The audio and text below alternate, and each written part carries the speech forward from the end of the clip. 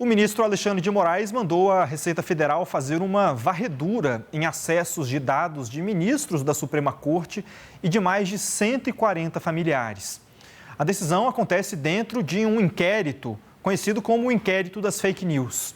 O SBT News, por meio do nosso analista Ranier Bragon, apurou que o número de pessoas que contém nessa decisão pode chegar até 150 e que a varredura será relacionada aos últimos 5 anos.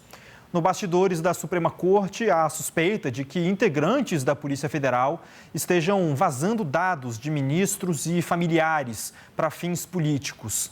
Em meio ao escândalo do Banco Master, Toffoli e Moraes estão no centro dessas discussões.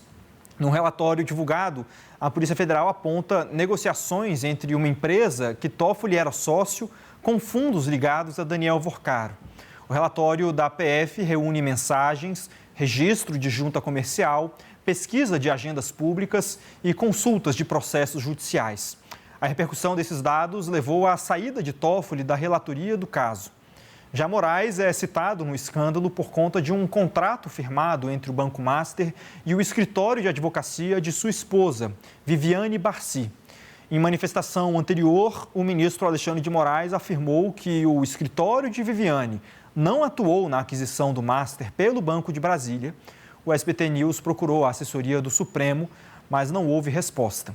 Já a Receita Federal afirmou que apenas recebe demandas judiciais de informação, não se manifestando sobre elas por conta do sigilo tributário e judicial.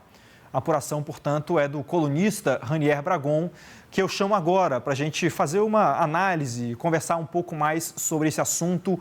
Ranier, a gente sabe desde o mês passado que o ministro Alexandre de Moraes abriu esse inquérito para... Na verdade, não é um novo inquérito. Ele abriu um novo procedimento investigativo dentro do inquérito das fake news para trazer ali investigações, portanto, sobre a atuação da Receita e do COAF num possível vazamento de dados de ministros e aí, portanto, esse grande escopo da investigação que você trouxe hoje aqui. E tudo isso dentro do inquérito das fake news, que tem como premissa ali no Supremo Tribunal Federal a investigação sobre qualquer ataque a integrante do Supremo Tribunal Federal. Mas nesse caso da Receita, quase 150 pessoas, portanto, vão ser escrutinadas ali nos seus dados. Isso não é algo muito comum, né, Ranier? César, é bastante inusual, como todo o inquérito das fake news. Esse inquérito das fake news ele foi aberto lá em 2019, ele está para completar aí 7 anos, sem data para ser encerrado, e ele foi aberto pelo então presidente do STF, Dias Toffoli, e o Alexandre de Moraes foi escolhido relator sem sorteio. E lá naquela época foi usado o argumento de que o STF precisava se defender dos ataques ali dos bolsonaristas durante o governo Jair Bolsonaro. A gente lembra que teve uma trama golpista no final do governo Jair Bolsonaro em 2022. Só que 2022 já passou, Jair Bolsonaro não foi reeleito e o inquérito continua de pé. E agora o ministro Alexandre de Moraes, ele está usando o inquérito para tentar descobrir se há vazamentos para a imprensa de notícias por autoridades, né? De notícias que têm prejudicado ele próprio, Alexandre de Moraes, Dias Toffoli e outros ministros do Supremo. Essa notícia foi publicada originalmente pela Folha de São Paulo, a gente confirmou também e confirmou que o número pode chegar a 150 pessoas, de familiares até o 3º grau de ministros do Supremo e que abrange um período de 5 anos.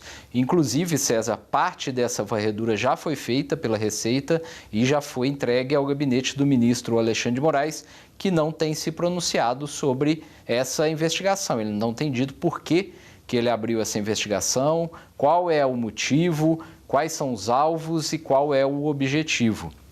Fato é que é uma atitude bastante inusual, que já ela se insere aí no contexto também de ações heterodoxas adotadas nesse inquérito das fake news.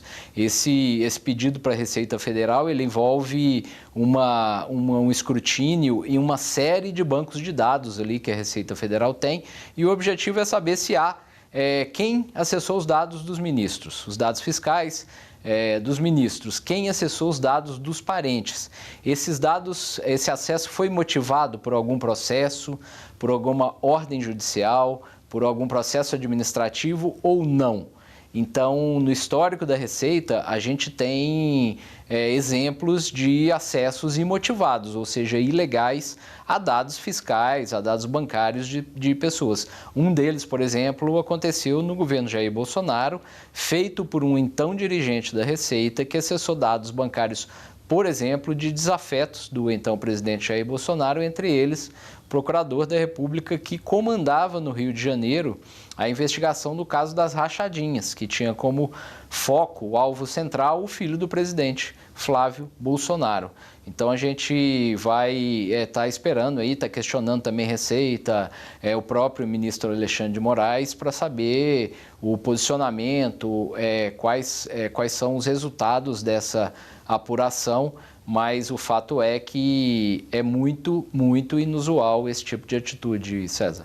Ranieri, eu conversando com alguns integrantes do Supremo desde o mês passado sobre essa investigação, o que eles diziam é que havia sim uma suspeita dentro do Supremo Tribunal Federal de que dados fiscais, bancários de Alexandre e Toffoli estariam sendo vazados à imprensa.